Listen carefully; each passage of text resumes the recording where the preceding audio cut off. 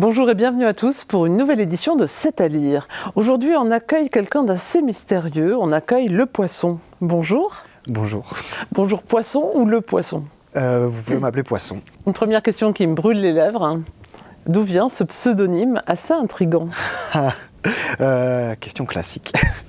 Mais le poisson, ça vient d'où ? Ça vient de loin. Ça vient d'il y a longtemps. C'est une manière de rester anonyme, on va dire. C'est un peu comme Zorro qui s'appelle le renard. Moi, j'ai choisi le poisson pour le côté... Déjà, Zorro, c'était un pseudonyme. Hein. Oui, qui était déjà un pseudonyme, mais qui avait le côté, l'idée de se dissimuler un petit peu. Et c'est vrai que c'est ma posture de travail quand je dessine. C'est de me fondre un peu parmi le banc de mes congénères. Et puis, C'est vous qui avez trouvé ce surnom ou quelqu'un vous l'a donné ? Non, c'est moi qui l'ai trouvé. D'accord. Alors donc on vous reçoit pour une BD formidable. Ça s'appelle Ici au quartier, une itinérance dessinée en périphérie de Limoges, entre Beaubreuil et Val-de-Laurence Sud, édité chez Ouidir. C'est une vraie BD professionnelle. Certes, c'était commandité par l'ANRU et par Limoges Métropole, mais quand même, c'est un projet fabuleux qui permet de retracer toute l'histoire des habitants qui vont subir une sacrée mutation dans un quartier. Comment vous avez ressenti cette commande qui vous a été faite ? Beaucoup de responsabilités, je dirais. C'est la première impression que j'ai eue avec cet aspect assez complexe, effectivement, que c'est un travail initialement de commande. Et on va dire ce qui m'a décidé à l'accepter, c'est que j'ai senti qu'avec les deux personnes avec lesquels je travaille à Limoges Métropole, y aurait la possibilité de porter un propos qui soit autonome, qui puisse porter des dimensions aussi un peu critiques et surtout libre, en fait, que j'allais pouvoir raconter ce que je voulais, que j'allais être respecté là-dedans. Et ça, c'est un préambule intéressant parce que justement, vous n'éludez aucun aspect de la vie de ce quartier, de ces deux quartiers, autant les belles choses comme les plus difficiles et les plus complexes à appréhender peut-être, pour nous qui ne vivons pas, enfin pour moi en tout cas qui ne vis pas dans ce quartier. Par exemple, comment est-ce que vous avez rencontré les premiers habitants ? Justement, en fait, moi, ma réponse...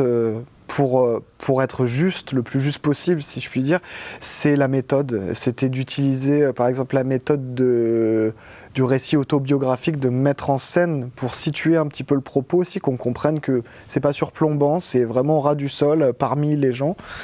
Et aussi le fait que j'allais baser mon récit sur juste ce qu'on me disait. Donc en fait, c'était ce que les gens allaient me dire. Et moi, effectivement, j'ai effectué un travail de montage de ces paroles-là. Donc il y a une sélection. Mais j'essaie d'être dans le respect des choses que les gens veulent mettre en avant. Et effectivement, s'il y a des aspects de la vie qui sont compliqués à Beaubreuil et au Val-Sud, il y a aussi énormément de choses qui sont réjouissantes, il y a énormément de choses qui sont positives. Et bien, on va en parler. On va en parler, parce que ça donne la part belle, justement, toutes ces choses positives, à des rencontres formidables avec des gens qui ont vécu le quartier depuis la construction des tours jusqu'à peut-être la destruction ou le changement d'habitation ou le changement d'habitat. Ces personnes formidables que vous rencontrez, elles se livrent sans aucun problème à vous raconter des petits détails, des choses de la vie quotidienne, mais qui font le ferment de la vie. Comment vous les avez ressentis ? Enfin, comment vous les avez fait parler ? Parce que vous avez des choses très intimes aussi. Alors là, ça dépend presque, chaque situation est particulière et si la BD donne peut-être à voir que c'était facile, ça l'a pas toujours été. D'ailleurs, moi, on m'a souvent ramené au fait que je n'étais pas du quartier, à quel était l'intérêt de cette démarche et tout ça. Et en fait, le dessin a peut-être aussi ce truc paisible et qui met en confiance, voire même qui stimule, qui enthousiasme un peu, et ce qui a rendu des fois les échanges plus faciles et plus vrais. Alors à qui est destinée cette BD justement ? Les premiers destinataires sont vraiment les personnes que j'ai rencontrées, qui sont dans le livre, qui ont accepté de donner un peu d'eux-mêmes dans la démarche. Je dirais que aussi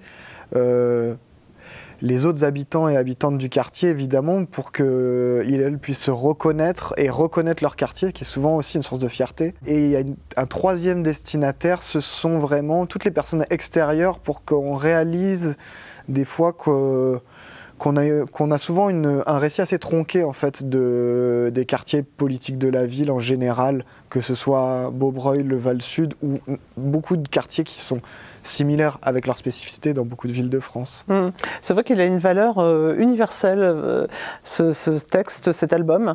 Il a une valeur universelle parce qu'il parle à tous. Donc il faut expliquer aussi que donc, dans ces deux quartiers, il va y avoir une belle mutation avec l'arrivée de nouveaux bâtiments, la destruction de certains, donc des déménagements, des aménagements, des choses qui vont être un petit peu compliquées à vivre pour les habitants. Et on peut le comprendre.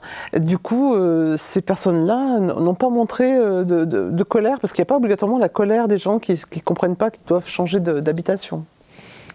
À nouveau, il y a autant de réactions que de situations individuelles ou familiales.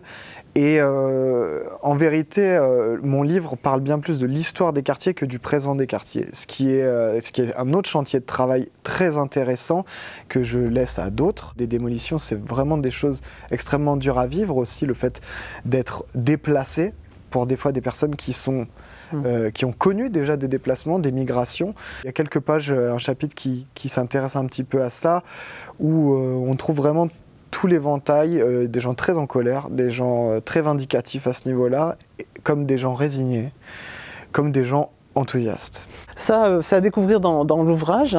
Et puis il y a ce moment aussi fabuleux où on raconte l'épopée de Bob FM, et ça c'est magnifique. Donc pour tout cela, merci beaucoup Poisson. Merci beaucoup, merci à vous. Merci. Donc restez connectés, on se retrouve bientôt pour un nouveau 7 à lire.